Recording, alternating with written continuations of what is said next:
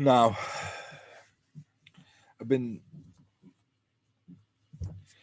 hesitant to touch one other item, and this is an item that affects both the residential and the commercial market, and that's the eviction moratorium that was put in place. How this is going to affect us going into 2020? It's going to affect us in a very significant way because the extended eviction moratorium that started off in March and is going to extend all the way through into 2021 now is a band-aid on a gushing wound that, quite honestly, that wound is infected right now, and nobody's treating it in any way that's needed in order to stop it from, you know, completely killing whoever the wound is on. We're talking about a really bad scenario right now. Landlords that are in the residential market, they are, my heart goes out to them. And that's not from my own personal bias of being a landlord. My heart goes out to everybody right now because landlords are being treated in a very special type of way. They're being treated very differently than every other sector. I went into the lockdowns that they did on the retail. I also went into what's happening to the restaurant businesses, bars, lounges, all these businesses, as far as them getting pummeled. I'm not taking anything away from all these businesses because they are really going through a tremendous hardship right now. And I'm not going to say one person's heartache is or hardship is any worse than another's, but the big difference between a lot of those restaurant places, um, lounges, these type of service type of scenarios, the retail places that have been locked down, they have the option. It's not a good option, but they have the right to turn around and close the door, lock it up, and say, everybody go home. We can't afford to keep paying you. We can't afford to keep paying the insurance. We can't afford to keep paying the rent. We're closing up shop. And if the landlord decides to let us open up again after these eviction moratoriums or these mandates and these quarantines are over, we're coming back to business. But if not, we're going to be looking at alternatives of what to do for a living. Not a great scenario. It's a horrible scenario, to be quite honest with you. But they have that option. Landlords don't have that option.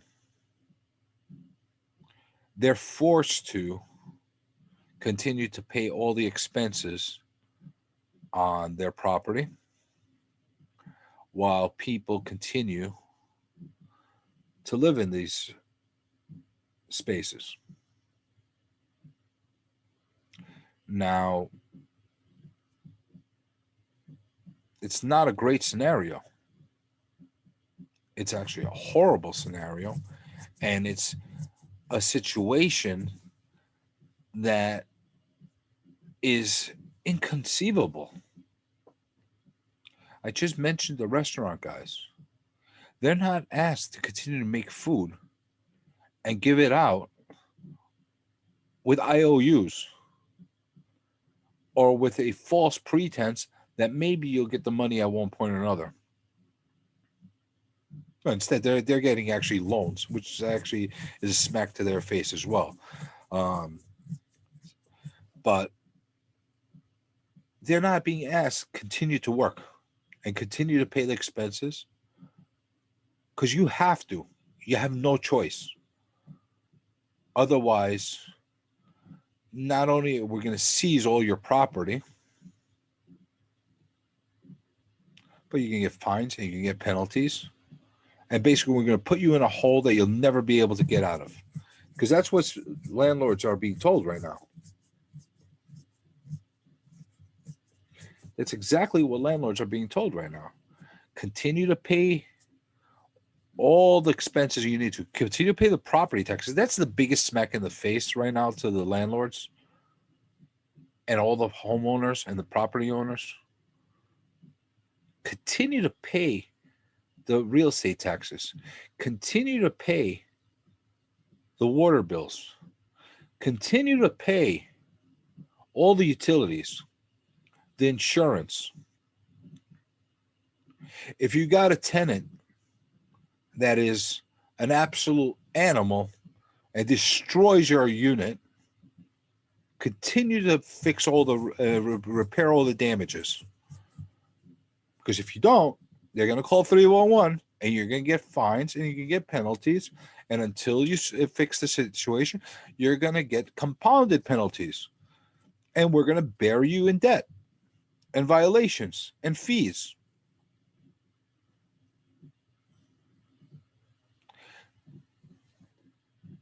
Continue to pay that super. Continue to pay that landscaper. That roof has a leak. You better fix it. Because if you don't, again, you're going to get buried in fees. That boiler busts, better fix it because you're going to get buried in fees.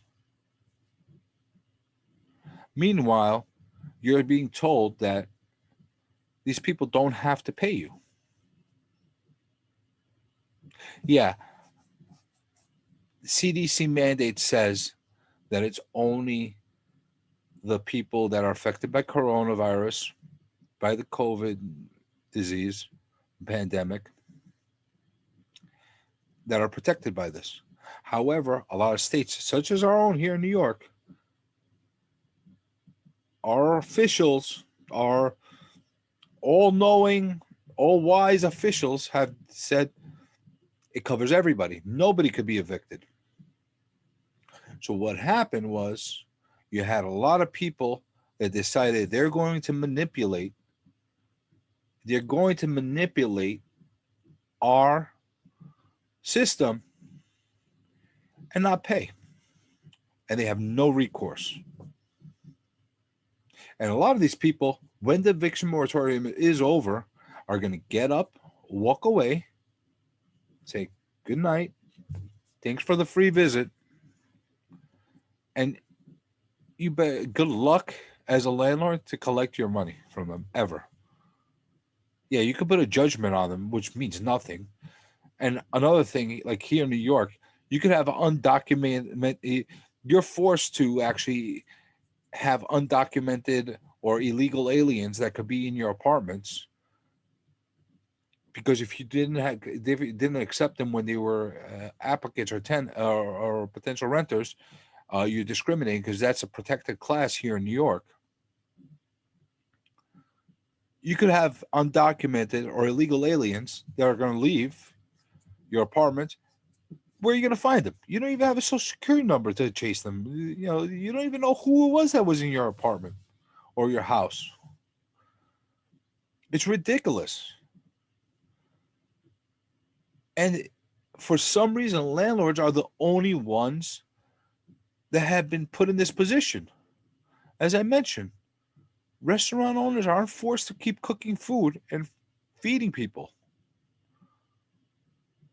Grocery stores are not forced to continue handing out toilet paper and Bounty and soap and potatoes and carrots and whatever, and I get paid for it. Oh, here, take an IOU. No, they don't operate that way. Cash and carry. or credit card account or whatever. That doesn't apply to landlords for some reason. It makes no sense. It makes zero sense, other than the fact that they're throwing all the burden on landlords. And that's really a discriminatory thing that's happening. That's a class, that's almost like class warfare on a specific class or conceived class, because for some reason the public thinks that landlords are wealthy and they got money just pouring out of their pockets. Meanwhile, most of the landlords are struggling just to break even or pay the expenses, and in a lot of cases they're in the red every month and they're pulling money out of their pockets just to sustain, with that hope that one day, just one day, they'll have that piece of property, that building, their house paid off. Maybe by the time they retire, and they'll have a nest egg of potential rent coming in to help them supplement our pathetic Social Security that will be coming in. Maybe. There's a lot of people like that out there. For some reason, they don't count. They don't matter. We're not turning around and telling doctors, you better take care of those patients. Otherwise, we're going to hit you with fines and fees all over the place. Or we're going to tax you on all your medical equipment while you're doing so. We're not being told that. I had to go to doctors over the past few months. They won't even look at me unless I give them all my insurance information before, weeks before I even go to the doctor to visit them. That's not a human need. That's not a human necessity. And I'm not saying they shouldn't get paid. These people went to for a decade to school, paid thousands upon thousands of dollars in medical school, and most of them are trying to get themselves out of their debt. I'm not throwing it on the doctors. I'm just making a point that the government didn't decide to tell them to do that. They didn't decide to tell the restaurant owners to do that. They didn't decide to have all the cab drivers and the Uber drivers go ahead, give rides to everybody, and instead of getting paid, get IOUs. They're not telling anybody to do that. It's only the landlords.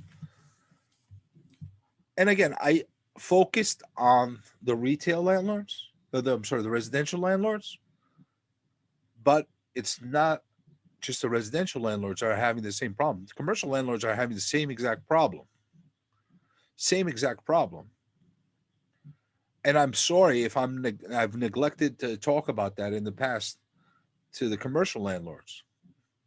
But all the landlords are put in the same position. But the ones that get the most focus are the ones that have the housing, because obviously that's the hot topic, and you have all the people parading and and protesting and rioting, cancel rent, and going berserk. And the media loves that, so they're all focusing and showing them what's happening. Unfortunately, that's what we're dealing with.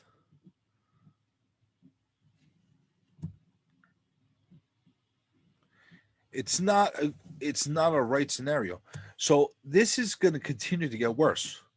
And if there's going to be a catalyst, to be quite honest with you, that will drive the market to one extreme or the other, it's going to be this. Because you're going to get a lot of people that are defaulting on their income properties or the rental properties, or even the house that they live in that has an auxiliary apartment or a second apartment or third apartment that they're renting out, that they're no longer getting income on, that they can't keep anymore. And they're going to be the ones that are going to be the first ones to be um, evicted and foreclosed on, because especially the ones that it's not their primary residence. So they're going to get wiped out. You're going to get a glut of inventory coming from there. So what's going to happen then? Because I'll tell you something, with all these mandates and all these restrictions they put in place, the demand for these type of rental units and these type of income is not as high as it was 2 years ago, 3 years ago. You're going to have a lot of people that would have been very, very open to becoming investors that are not going to be so willing to be investors anymore because they know what they're going to have to go through, especially in areas like ours. I hate to keep, pointing my finger here in New York, but like I said, I'm here in New York and I'm living what I'm seeing right now. This is not just stuff that you're seeing on NBC and Fox News and CNN and ABC or whatever. This is stuff that we're living. This is as transparent as you could possibly get for what the scenario is. And I think that out of all the sectors that we're seeing right now, the one that hasn't gone through the worst yet, and that it's going to be going through the worst, is this exact sector that I'm talking about. Unless they find a way to be able to do some damage control. Because they'll never make the landlords whole. But let's see how many landlords they're going to consider as collateral damage and how many they're going to let default. And then we'll take it from there. It's going to be bad. That's all I'm going to say about that. That's my prediction for that sector. Sorry about the doom and gloom. I'm going to say this one more time. Landlords have to organize. They need to get themselves all on the same page, state by state, and then throughout the country to protect themselves in the best way possible. Because if they don't, everything they know is not going to be the same. It's going to be so much worse than what they're dealing with right now. And this is not to scare people. This is not fear-mongering. This has been the trend. And this eviction moratorium has been the cherry on top. And I hate to say this, but I almost feel like the coronavirus, the COVID experience we're dealing with right now, the pandemic we're dealing with right now, has been the excuse that politicians needed to really take it to the landlords the way they've been wanting to for years. That's just my feeling. Like I said, if there's anybody that feels differently, please comment. I'd love to hear somebody give me an argument that's any different from mine. And I hope that somebody actually has a better type of comment than better prediction than I will, and hopefully I'm wrong. I hope I'm wrong, but I'm not. That's unfortunately the thing. Like I said, landlords need to organize, and hopefully, maybe my prediction for 2021 will be that landlords finally all get on the same page and organize and do what they need to do to have fair rights. Landlords have rights too. Landlords are human beings too, and they need to be treated that way. So let's get away from that.